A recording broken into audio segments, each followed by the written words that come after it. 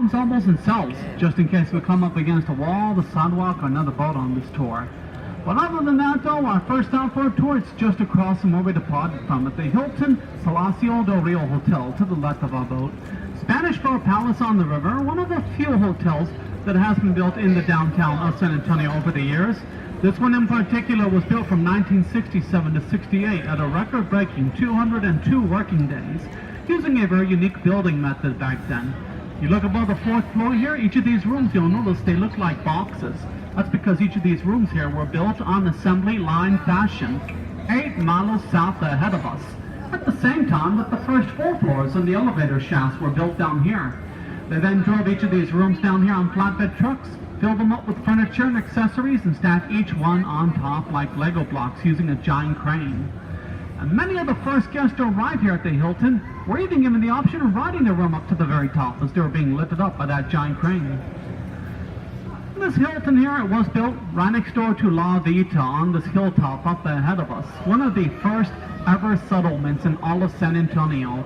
Settled up here in 1722 as a neighborhood for families of Spanish soldiers who themselves were stationed out of the first mission founded down here, San Antonio de Valero, now known as the Alamo, which itself was founded in 1718.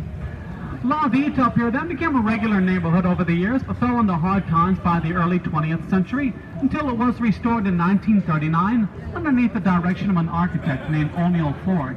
And since then, La Vita up here has become home to many shops, galleries, boutiques, and restaurants up here during the day, as well as the Arneson River Theater right here.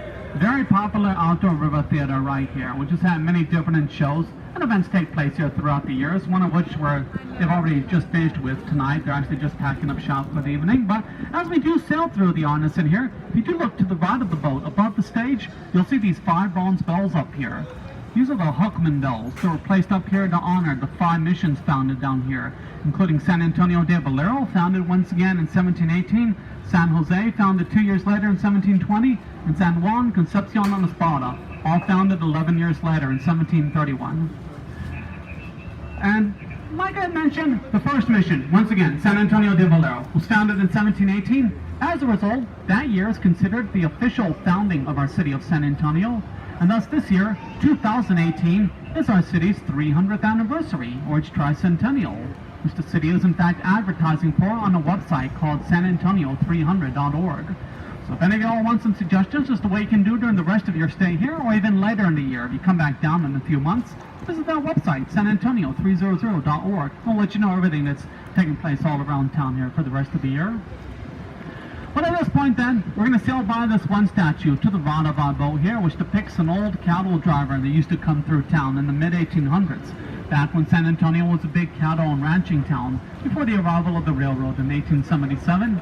And this statue here sits right in front of the Briscoe Western Art Museum, probably the latest addition to the Riverwalk, founded here in 2013 and named in honor of Dolph Briscoe Jr., a former mayor of San Antonio, whom himself had an extensive collection of Wild Western art and memorabilia. It's all collected on the inside of this museum to this day. Bordered on the west side by Presa Street Bridge here in front of us, and Presa is Spanish for dam. The street here was called that because of little gravity-fed ditches known as acequias that were dug up all around town in the 1700s by the early settlers in order to divert water from the river down to the various missions and their farmlands. And just on the other side of Presa Street Bridge, we're going to sail by Marzanese Table. Coming up to the right of our boat here, this diamond-shaped iron sculpture right here that was placed here in 1991 to honor the 300th anniversary of the first Catholic Mass that occurred along this river, which was on June 13th of 1691 by the missionary Damien Marzanez, hence Marzanese Table, which sits right on top of Marriage Island here, this little outcropping of land here. It's a very popular place for getting married at right here, just in front of the Hotel Contessa here, which has this tile design on its wall over here. It's lit up this evening and talks about the old mill crossing just ahead of us that we're sailing underneath. So named because of the old Nat Lewis Mill that was founded up here in 1845, which used to grind grain for many of the citizens in the mid to late 1800s.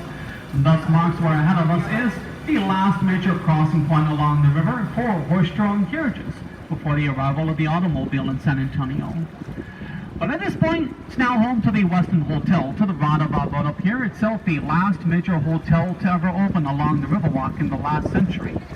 Opened in November of 1999, just across the river from the Tower Life building, way up to the left of our boat in the sky right here. This very popular fixture of the San Antonio skyline that's lit up this evening, and itself open to the public on June 1st, 1929, is the Smith & Young Tower, named after its original owners, the Smith brothers and their lawyer, J.W. Young, who wanted to build this big, huge complex of buildings on this whole area of land to our left, which they planned would be similar to New York City's Rockefeller Center. They were going to call that project Bowen's Island Skyscrapers, with the Smith & Young Tower here as the centerpiece. Unfortunately, once again, this building opened to the public on June 1st, 1929. Stock market crashed just a few months later. Smith & Young went bankrupt, had to sell this property, and eventually it switched hands over the years.